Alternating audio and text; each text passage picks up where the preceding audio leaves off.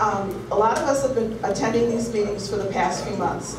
We've been listening, and I sound like a prophet when I haven't read this or written this actually a couple days ago, but we've been listening to you, the board, discuss option after option.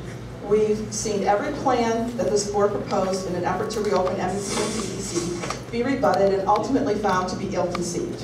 We've seen you argue that you must implement your plan because RMS is unsafe, proven to be false. We've seen you argue the renovation of old buildings is cheaper than new construction, but you refuse to complete a study that would verify your contention. We've seen you argue that you can do bare bones renovations and grandfather the old buildings under old code requirements. I could go on, but I think you get the picture. The point is, as much as you deny it, we all know what you're doing. You're not fooling anyone. We all know you are going to close RMS and reopen MEC and DEC and sink our hard-earned tax dollars into this wasteful venture. At the last meeting, I asked you if you were closing RMS, reopening MEC and DEC, and if RMS would house students, only to be ridiculed as though I was some kind of lunatic for asking such questions. The truth is, we all know that's exactly what you're planning, as you've proven tonight, and as soon as you could get away with it. You know, I listened to your supporters say, respect this board, listen to them, let them carry out their plan. After all, they were elected. Well, I'll respect this board when they show us the same courtesy.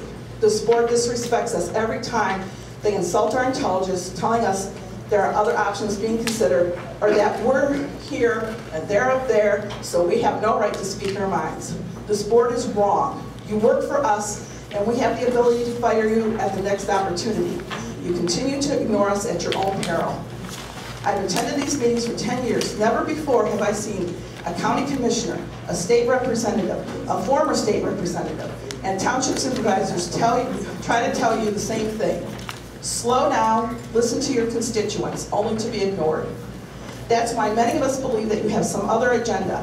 If you cared about what we think and want, you'd abandon your plan. So clearly the motivation you have to ignore us outweighs your obligation to us. Logic and reason tells us this is true. So no matter how many times you try to intimidate us and stop us from speaking, we'll be back up here and speak again at the next meeting.